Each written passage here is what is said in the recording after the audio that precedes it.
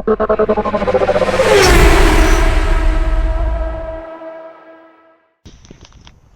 هنعمل تقييم للعربية الفيرنا. طبعا هي دي فيرنا 2006 اللي معانا.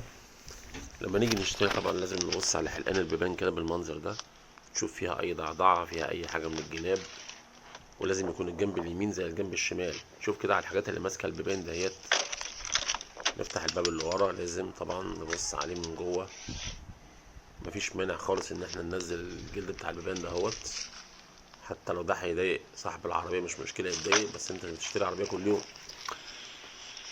هتفتح طبعا، هتبص على باب الناحية التانية، في كده زي دواير زي اسمها زنب، يعني حاجات دواير كده تبص عليها تعدها اليمين زي الشمال. طبعا انا زي ما قلت قبل كده ما برجحش أوي مراكز الصيانة، لان مراكز الصيانة بيحبوا يبوظوا اي عربية علشان في الاخر انت يعمل لنفسه اسم، وفي الاخر هو يبقى هو اللي جاب لك العربية برضو، في الغالب هو اللي هيجيبها لك بعد ما يبوظ لك اي عربية تروح بيها. فمش كلهم طبعا، بس يعني كتير كده. فانت ممكن تبص بصه مبدئيه بنفسك، بعد كده تجيب معاك ميكانيكي. مثلا افتح الشنطه، لازم ابص مثلا على الجناب بتاعت الشنطه، اللي هو الحته ورا الفانوس دي فيها كام زومبه كده برضه، فيها دواير تبقى زي اليمين زي الشمال. نرفع الفرشه بتاع الارضيه ونبص عليها من جوه، هل في ضعضعه في الحته ديت ولا كلها يعني مثلا في حتت عاليه وواطيه، في حتت مدقوق عليها، ولا كلها سليمه، في رش مفيش رش. كل ده بيبان.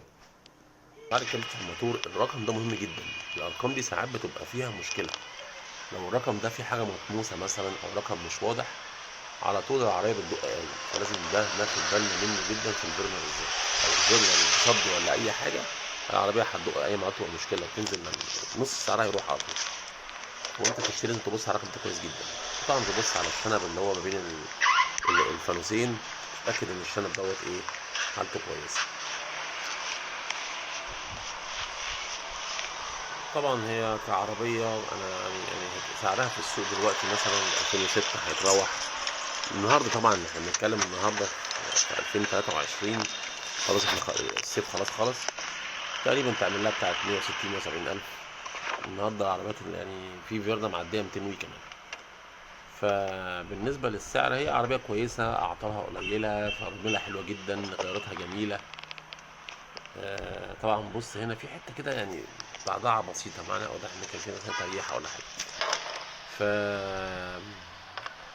ممكن برضه نلاقي شويه صدى في الشنطه، مش قويه قوي. عربيه طبعا زي ما انا قلت هي كويسه، وقطع غيارها متوفره جدا جدا. طبعا هي سلسه قوي في سواقتها. الباور بتاعها يعني مش تقيل سنه. طبعا انا بتكلم على طبعا عربيه ايه تعتبر شبه الى حد كبير قوي. العربيه ده هي شبه عربيه زيرو، يعني انا بتكلمش في عربيه فيها شغل. فراملها حلوه جدا ممتازه، بتقف على الشعره، ما فيهاش مشاكل. العربيه زي ما قلت شويه خفيفه وضيقه، الكرسي بتاعها بيرجع لورا على الاخر، دي حاجه كويسه بالنسبه للناس الطويله. الدركسيون بتاعها في ال 1600 بيتحرك، هنا ما بيتحركش عشان دي 1500، بس انا قلت ال 1500 احلى، مشاكلها اقل وموفره في البنزين اكتر، ما فيهاش مشاكل خالص زي العربيات التانيه. سريعه قوي، تجميعها خطير جدا، مع تكه بنزينه بسيطه خالص تلاقي العربيه بتجري بسرعه غريبه، تجميعها رهيب. يعني لما عملنا بكده فيديو للبي ام ال 91، طبعا فرق موديل طبعا، بس البي ام 91 تجميعها مش زي دي العربيه يعني سنه بنزين، العربيه بتطير طبعا، لان الجسم بتاعها برده خفيف والمكنه بتاعتها كبيره على الجسم بتاعها، فعشان كده العربيه سريعه جدا جدا جدا في الجري.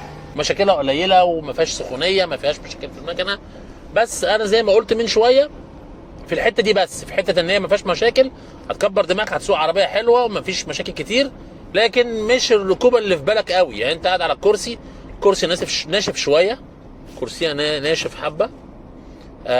العفشه بتاعتها كويسه حلوه، لكن هو الكرسي زي ما قلت ناشف شويه. وانا قاعد كده برضو لو انا مسافر، انا واحد طويل يعني، انا برضو رجلي مزنوقه شويه، مش حاسس ان انا تعبان، وحاسس ان انا الدركسيون بتاعها نازل على رجلي قوي.